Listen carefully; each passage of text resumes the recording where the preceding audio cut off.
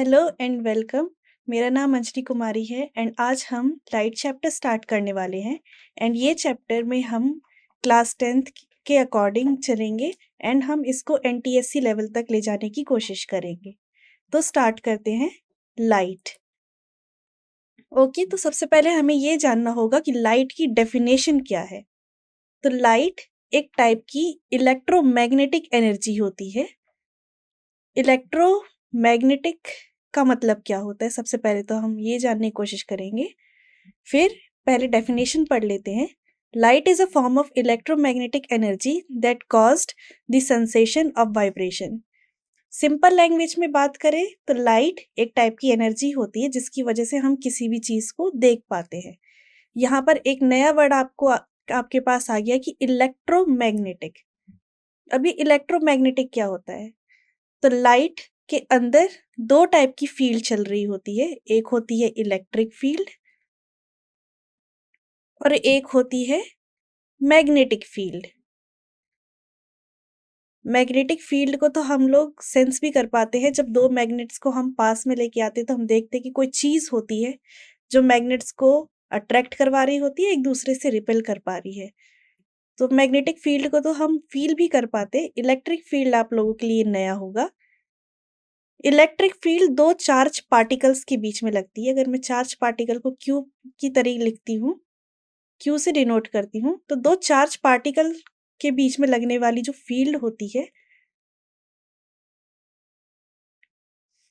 उसको electric field बोलते हैं। दो मैग्नेट्स के बीच में लगने वाली जो फील्ड होती है उसे मैग्नेटिक फील्ड बोलते हैं। और light electric field and magnetic field के कॉम्बिनेशन से बनी होती है।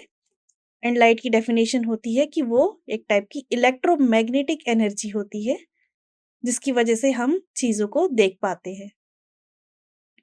ये लाइट की बेसिक डेफिनेशन है और ये करेक्ट डेफिनेशन है लाइट की, अगर आप डिटेल में डेफिनेशन जानना चाहते हैं तो। अब आते हैं हम ऑप्टिक्स पे। ओके, लाइट को ऑप्टिक्स में पढ़ा जाता है। अगर आप लाइट के बारे में पढ़ना चाहते हैं तो आपका जो सब्जेक्ट होगा वो ऑप्टिक्स कहलाएगा। ऑप्टिक्स की डेफिनेशन क्या है? It is the branch of physics which deal with the study of light. अगर आपको लाइट के बारे में पढ़ना है तो आपको किस ब्रांच ऑफ फिजिक्स में पढ़ना पड़ेगा? आपको ऑप्टिक्स के अंदर पढ़ना पड़ेगा। एंड ऑप्टिक्स भी तीन पार्ट्स में डिवाइडेड है। ऑप्टिक्स के भी तीन पार्ट्स हैं। वो कौन कौन से पार्ट हैं? पहला पार्ट है ज्योमेट्रिकल ऑप्टिक, जिसे रे ऑप्टिक्स भी कहा जाता है। आगे हम टॉपिक्स पढ़ेंगे रिफ्लेक्शन एंड रिफ्रैक्शन। उसमें हम लाइट को एक रे की तरह दिखाएंगे। तो जब लाइट को रे की तरह दिखाकर लाइट की पढ़ाई करी जाती है तो उसको ज्योमेट्रिकल ऑप्टिक्स या रे ऑप्टिक्स कहा जाता है। उसके बाद लाइट का जो सेकंड पार्ट है उसे कहते हैं वेव और फिजिकल ऑप्टिक्स। जब हम लाइट के बारे में पढ़ते हैं कि लाइट वेव किसी कॉर्नर से टकरा के मुड़ जाती है, ऐसी जब फिनोमिनास के बारे में पढ़ते हैं या फिर पोलराइजेशन के बारे में पढ़ते हैं। आजकल आप लोगों ने सनग्लासेस पहने होंगे, कभी ना कभी पहने होंगे, तो आपको पता चलता है कि सनग्लासेस में क्या होता है, एक मटेरियल लगा रहता है पोलराइड। वो क्या करता है मटेरियल? सन के से आने वाली यूवी रेस को डिफ्लेक्ट कर देता है एंड कुछ ही सेलेक्टिव रेस को अंदर आने देता है। तो वो मटेरियल पोलराइजेशन होता है। और ये पोलराइजर कैसे काम करता है, इन सब चीज़ों के बारे में हम पोलराइजेशन में पढ़ते हैं। और इसमें हम लाइट को वेव की तरह लेके चलते हैं, ये सब चीज़ें समझने के लिए। तो उसे कहा जाता है वेव और फिजिकल ऑप्टिक्स।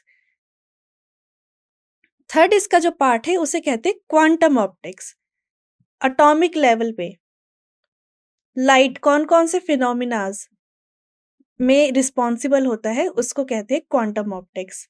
हम आगे एक चीज के बारे में पढ़ेंगे जिसे कहते हैं फोटो इलेक्ट्रिक इफेक्ट। यहाँ पर हम क्वांटम ऑप्टिक्स की हेल्प ले रहे होंगे। ओके, या फिर एटॉमिक एक्साइटेशन। एटॉमिक एक्साइटेशन क्या? जब कोई इलेक्ट्रॉन अपने एक शेल को छोड़कर दूसरे शेल पे जंप कर जाता है, जब इलेक्ट्रॉन को एनर्जी दी जाती है तो अराउंड 10⁻⁻8 सेकंड तक वो अपने ऊपर वाले शेल में रहता है। फिर वो वापस अपने ग्राउंड स्टेट पे आ जाता है एनर्जी रिलीज करते हुए। तो ये इलेक्ट्रॉन का एक्साइटेड होके दूसरे स्टेट पे जाना एटॉमिक एक्साइटेशन कहलाता है और इस टाइप के फिनोमिना हम क्वांटम ऑप्टिक्स में पढ़ते हैं। तो अभी तक हमने लाइट की डेफिनेशन समझी, फिर हम लाइट को ऑप्टिक्स में पढ़ते हैं एंड ऑप्टिक्स की 3 पार्ट होते हैं, ज्योमेट्रिकल ऑप्टिक जिसे रे ऑप्टिक्स भी कहा जाता है, wave optics and quantum optics. अब हम आगे चलते हैं। Okay, light, nature of light. Light का नेचर क्या है, लाइट को कैसे हम समझे, उसका नेचर क्या है, उसके बारे में अब हम जानेंगे। तो लाइट को सबसे पहले समझा जाता था कि वो उसके पार्टिकल नेचर होता है, कि लाइट पार्टिकल से मिलके बनी हुई है। जैसे कि हमने साउंड को पढ़ा था कि साउंड जब भी प्रोपोगेट करता है तो पार्टिकल क्या करते हैं, वाइब्रेट कर रहे होते हैं। ऐसे ही लाइट को भी कहा गया कि वो पार्टिकल से मिलके बनी हुई है। तो यहाँ पर हम उसके बारे में पढ़ेंगे, जिसे कहते हैं पार्टिकल नेचर ऑफ लाइट, जिसका दूसरा नाम भी है Newton's corpuscular theory. Okay, Newton's corpuscular theory, और इसको पार्टिकल नेचर ऑफ लाइट कहा जाता है। अब ये थ्योरी क्या कहती है, अकॉर्डिंग टू न्यूटन न्यूटन के according light travels in space with a greater speed, बहुत ज्यादा स्पीड से चल रही होती है, as a stream of very small particle called corpuscles. तो न्यूटन के अकॉर्डिंग लाइट ट्रेवल करती है स्पेस में बहुत ज्यादा ही तेजी से, उसकी स्पीड बहुत ज्यादा ही तेज होती है एंड वो छोटे छोटे पार्टिकल से मिलके बनी होती है, जिसको कहते हैं कॉर्पस्कल्स। ओके, क्या कहते हैं, कॉर्पस्कल्स। ये थ्योरी लेकिन फेल हो जाती है। न्यूटन ने जो कहा कि सन से जो हमारे पास रोशनी आ रही है वो कैसे आती है, सन से क्या होते हैं, बहुत स्पीड में पार्टिकल्स निकल रहे होते हैं, और उसने उस पार्टिकल का नाम कॉर्पस्कल्स कहा। लेकिन ये थ्योरी फेल हो जाती है जब बात आती है कि लाइट के इंटरफेरेंस को एक्सप्लेन करने में। इंटरफेरेंस मतलब क्या, एक एक्सपेरिमेंट किया गया था जिसमें क्या किया जाता है, लाइट्स को 2 छोटे छोटे छेदों से पास कराया जाता है एंड देखते हैं कि जब लाइट एक दूसरे के साथ टकराती है तो हमें इस टाइप का पैटर्न दिख रहा होता है। एक जगह हमें गाढ़ा दिख रहा होता है, एक जगह हमें कुछ नहीं दिख रहा होता, एक जगह गाढ़ा दिख रहा होता है फिर खाली हो जाता है। तो इस टाइप का एक पैटर्न हमें दिखने को मिलता है। ठीक है, स्क्रीन जब अगर हम लगा दी जाए लाइट के रास्ते में, इसकी पैटर्न को इंटरफेरेंस पैटर्न कहा जाता है, और इसको हम आगे और पढ़ेंगे। तो न्यूटन की ये जो थ्योरी थी वो नहीं समझा पा रही थी कि ऐसा क्यों होता है। न्यूटन की जो थ्योरी है वो ये भी नहीं समझा पा रही थी कि लाइट किसी भी कॉर्नर पे मुड़ क्यों जाती है। ठीक है, जिसे डिफ्रैक्शन कहते हैं, लाइट मुड़ क्यों जाती है वो भी न्यूटन की कॉर्पस्कल थ्योरी नहीं समझा पा रही थी। तो इस चीज को समझाने के लिए कहा गया कि लाइट पार्टिकल से मिलके नहीं बनी हुई है, लाइट वेव से मिलके बनी हुई है। तो अब हम आगे एक्सप्लोर करेंगे वेव थ्योरी ऑफ लाइट। तो अब हम आगे चलते हैं, यहां पर आपको क्लियर होगा। अब वेव नेचर ऑफ लाइट। तो हमने जैसे कि स्टार्टिंग में ही कहा कि लाइट एक इलेक्ट्रोमैग्नेटिक वेव होती है,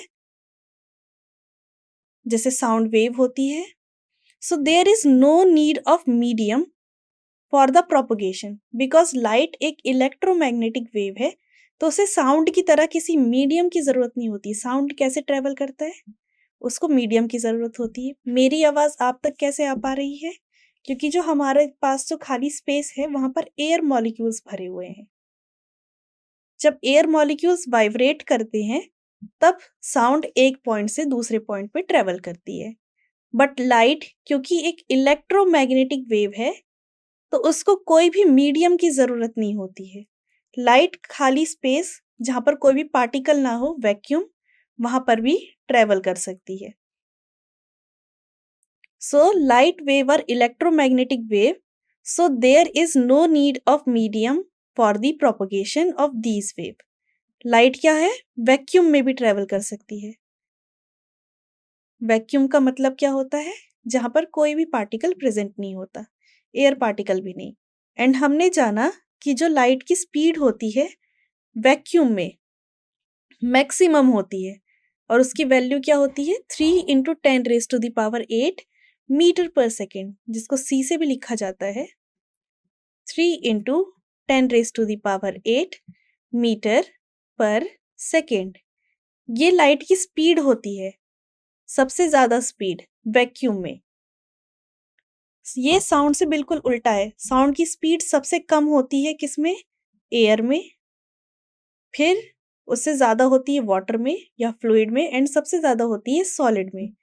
साउंड की स्पीड सॉलिड में सबसे ज्यादा क्यों होती थी, क्योंकि पार्टिकल्स एक दूसरे से चिपके हुए होते थे। तो ये पार्टिकल पहले वाइब्रेट करा, इसकी वाइब्रेशन दूसरे पार्टिकल में पहुंच रही है, ऐसी वाइब्रेशन आगे पहुंचती जा रही है। तो पार्टिकल जितने क्लोज होंगे साउंड में स्पीड बहुत ज्यादा तेज होगी। लेकिन लाइट की केस में उल्टा है, लाइट को कोई मीडियम की जरूरत नहीं होती है। मीडियम को आप ऐसा समझ सकते हैं रुकावट, कोई मीडियम नहीं तो लाइट बहुत तेजी से चलेगी, जैसे ही रुकावट आने लगी मतलब मीडियम आ गया तो लाइट की स्पीड धीरे होती जाती है। तो लाइट की स्पीड सबसे ज्यादा तेज होती है वैक्यूम में, फिर उससे थोड़ी कम हो जाती है एयर में, फिर और कम हो जाती है लिक्विड में, एंड सबसे कम होती है सॉलिड में। ओके, तो यहाँ पर यही लाइन लिखी गई है, the speed of these wave in air और इन वैक्यूम इन मैक्सिमम, सबसे ज्यादा मैक्सिमम वैक्यूम में ही होती है, और ये उसकी वैल्यू होती है 3 इंटू 10⁸ मीटर पर सेकेंड। मतलब एक सेकेंड में light 3 into 10⁸ metres distance cover कर ले रही है। ये बहुत ज्यादा स्पीड है और इससे तेज कुछ भी नहीं दौड़ता। सबसे ज्यादा स्पीड इस पूरी दुनिया में लाइट की ही होती है वैक्यूम में। तो ये लाइट के वेव नेचर के बारे में था। अब हम आगे चलते हैं। अब लाइट का हमने पार्टिकल नेचर समझा, लाइट का हमने वेव नेचर समझा, अब लाइट का क्वांटम नेचर होता है, quantum theory of light. Quantum theory of light क्या कहती है कि जब लाइट फॉल होती है किसी भी मेटल पे, ओके, हमारे पास मेटल है, हमने स्पेशली मेटल ही लिखा है यहाँ पर। और यहाँ पर मेटल लिखने का रीजन क्या था कि हमने यहाँ पर मेटल क्यों यूज किया, क्योंकि आप लोगों ने पढ़ रखा होगा मेटल के पास फ्री इलेक्ट्रॉन होते हैं। Metals have free electron, and अभी जो मैं समझाने जा रही हूँ उसमें इलेक्ट्रॉन्स की बहुत ज्यादा जरूरत होती है। तो अगर किसी मेटेलिक सरफेस पे लाइट फॉल होती है, मतलब कोई मेटल की प्लेट है उस पे हमने लाइट गिरा दी, और मेटल कौन कौन से, जैसे कि सीजियम, पोटेशियम एक्सेट्रा, इलेक्ट्रॉन्स बाहर निकलते हमें पता चलते हैं, ठीक है। और इन्हीं इलेक्ट्रॉन्स, एक मेटल प्लेट है आपके पास, उस पे क्या हुई, हमने लाइट गिराई, एंड लाइट गिराने की वजह से इलेक्ट्रॉन्स बाहर आने लगे। तो जो इलेक्ट्रॉन बाहर आ रहे थे, इन इलेक्ट्रॉन का हमने नाम दिया फोटो इलेक्ट्रॉन्स। और इस फिनोमिना को कि मेटल के ऊपर जब भी हम लाइट गिराते हैं उसमें से इलेक्ट्रॉन्स बाहर आ रहे होते हैं, इसी फिनोमिना को कहते हैं हम फोटो इलेक्ट्रिक इफेक्ट। ओके, तो केस क्या है यहाँ पर कि हमारे पास एक मेटेलिक प्लेट है, हमें याद रखना है कि मेटल का हम यूज कर रहे हैं, उस पे हम लाइट गिरा रहे हैं, लाइट की रोशनी, ठीक है। तो क्या हो रहा है, हमें पता चल रहा है कि इलेक्ट्रॉन्स निकल रहे हैं, उन इलेक्ट्रॉन्स का हमने नाम दिया फोटो इलेक्ट्रॉन, और इस पूरे के पूरे फिनोमिना को हमने कहा photo electric effect. I hope आपको क्वांटम थ्योरी ऑफ लाइट में फोटो इलेक्ट्रिक इफेक्ट का बेसिक समझ में आ गया हो। अब हम आगे चलते हैं, फोटो इलेक्ट्रिक इफेक्ट के बारे में थोड़ा सा और जानते हैं। फोटो इलेक्ट्रिक इफेक्ट एक्सप्लेन किया गया था आइंस्टाइन के द्वारा, आइंस्टाइन ने इसको समझाया था।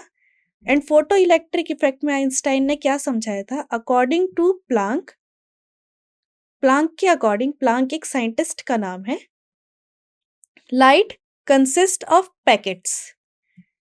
अभी तक हमने स्टार्टिंग में क्या समझा कि लाइट, न्यूटन ने कहा कि लाइट पार्टिकल से मिली है, जिसको उसने नाम दिया कॉर्पस्कल्स।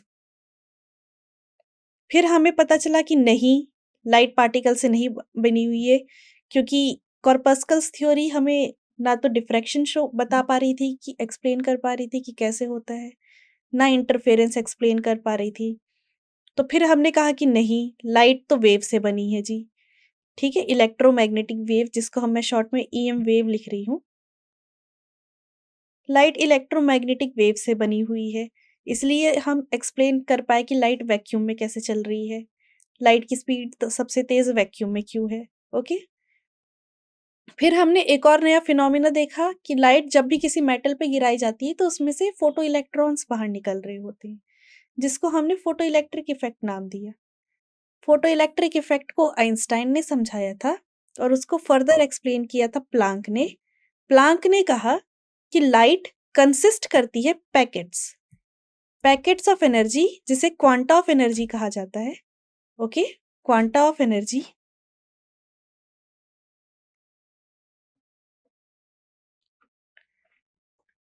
एंड प्लांक ने क्वांटा ऑफ एनर्जी को नाम दिया फोटोन। तो प्लांक ने कहा कि ना तो लाइट कॉर्पस्कल से बनी हुई है, ना तो लाइट कोई वेव है, इलेक्ट्रोमैग्नेटिक वेव। लाइट एनर्जी के छोटे छोटे पैकेट से मिलके बनी हुई है, जिसको उसने क्वांटा ऑफ एनर्जी कहा एंड उसको शॉर्ट में नाम दिया फोटोन। एंड फोटोन का कोई भी मास नहीं होता, so the rest mass of photon is 0। मतलब फोटोन का कोई मास नहीं है, इसका मास 0 है। मतलब ये प्योरली क्या है, एनर्जी है, मास नहीं है इसका।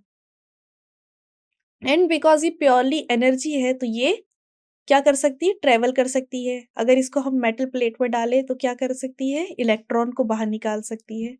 तो ये पॉइंट ये कह रहा है। अब हम आगे चलते हैं, फोटोन्स के बारे में और समझते हैं हम।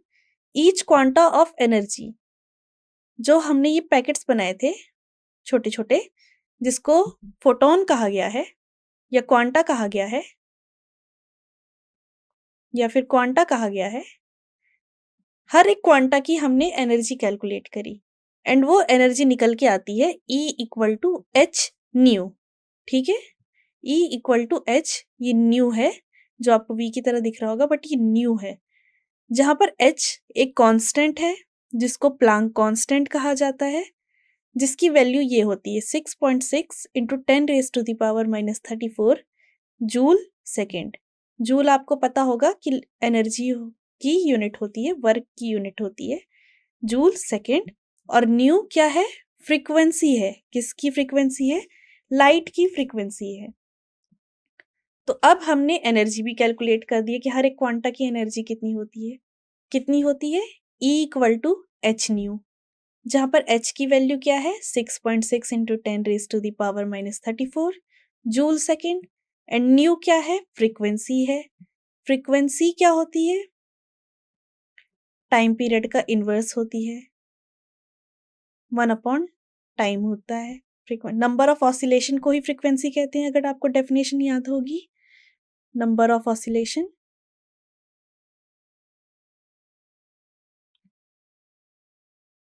जिसको 1 अपॉन टाइम पीरियड भी लिखा जाता है। ओके, तो ये क्वांटा की एनर्जी होती है, E equal to h nu. यहाँ पर हमने क्वांटा की एनर्जी के बारे में जाना। अब हम आगे चलते हैं, नेचर ऑफ लाइट। अभी हम टॉपिक कंटिन्यू ही कर रहे हैं। तो जो हमने फोटो इलेक्ट्रिक इफेक्ट के बारे में पढ़ा था कि हमारे पास एक मेटेलिक प्लेट है, उसमें जैसे ही लाइट गिरती है तो इलेक्ट्रॉन, जिसको मैं E- से लिख रही हूँ, वो बाहर आ जाते हैं। तो इस चीज को समझाते हुए आइंस्टाइन ने एक इक्वेशन दिया। ठीक है, आइंस्टाइन ने बोला कि जो एनर्जी गिर रही है फोटोन पे, कितनी एनर्जी गिर रही है, फोटोन की एनर्जी अभी हमने चेक करी कितनी होती है, एच न्यू होती है। जो फोटोन की एनर्जी मेटेलिक प्लेट पे गिर रही है वो दो जगह इस्तेमाल में आ रही है। पहली एनर्जी इस्तेमाल में आ रही है कि इलेक्ट्रॉन को इतना एक्साइटेड कर दिया जाए कि वो अपने आउटर शेल में आ जाए। ओके, जिसको हम कह रहे हैं कि मिनिमम एनर्जी रिक्वायर्ड, कि वो अपने इलेक्ट्रॉन क्या हो, अपने एटम से बाहर भाग जाए। तो उसको हम लिख दे रहे एच न्यू नॉट। ये मिनिमम एनर्जी है, जिससे क्या होगा, इलेक्ट्रॉन स्केप हो जाएगा, बाहर निकल जाएगा अपनी मेटेलिक सरफेस से। एंड दूसरी जगह एनर्जी यूज हो रही है काइनेटिक एनर्जी में, काइनेटिक एनर्जी बढ़ाने में इलेक्ट्रॉन की। ठीक है, तो आइंस्टाइन ने ये लाइन दी। एंड अगर मैं इस वाली टर्म को इस साइड ले आऊं तो इक्वेशन ये बन जा रही है, h nu minus nu naught equal to half mv square, और वेलोसिटी भी कौन सी, मैक्सिमम वेलोसिटी। ओके, जहां पर h न्यू नॉट मैंने अभी एक्सप्लेन किया क्या है, the amount of energy spent in ejecting an electron out of metal surface. Metal surface electron बाहर निकालने के लिए जितनी एनर्जी चाहिए वो h न्यू नॉट में काउंट होती है। ठीक है, मिनिमम एनर्जी जो हमें चाहिए होती है इलेक्ट्रॉन को मेटेलिक सरफेस से आउट करने के लिए वो h न्यू नॉट होती है। और जहां पर v मैक्स क्या है, the maximum velocity of ejected electron. जो इलेक्ट्रॉन मेटेलिक सरफेस से बाहर आ गया उसकी जो मैक्सिमम वेलोसिटी होगी उसे v मैक्स लिखते हैं। और ये हमारी फोटो इलेक्ट्रिक इफेक्ट की इक्वेशन है कि गिरने वाली एनर्जी, जो लाइट से हमें जो एनर्जी मिल रही है वो दो जगह इस्तेमाल में आ रही है। एक तो इलेक्ट्रॉन को इजेक्ट कराने में मेटेलिक सरफेस से, एंड दूसरी जगह इलेक्ट्रॉन की जो एनर्जी होगी काइनेटिक एनर्जी, बिकॉज वो मूव कर रहा है उसमें। और इस इक्वेशन को बोलते हैं फोटो इलेक्ट्रिक इक्वेशन। अब हम आगे चलते हैं। ओके, आगे हम और डिस्कस करते हैं कि कुछ फिनोमिनाज हैं like interference of light, diffraction of light are explained with the help of wave theory. Wave theory क्या क्या चीज एक्सप्लेन कर सकती है? वेव थ्योरी एक्सप्लेन कर पा रही थी इंटरफेरेंस एंड डिफ्रैक्शन, पर ये क्या एक्सप्लेन नहीं कर सकती? Wave theory photo electric effect को एक्सप्लेन नहीं कर सकती।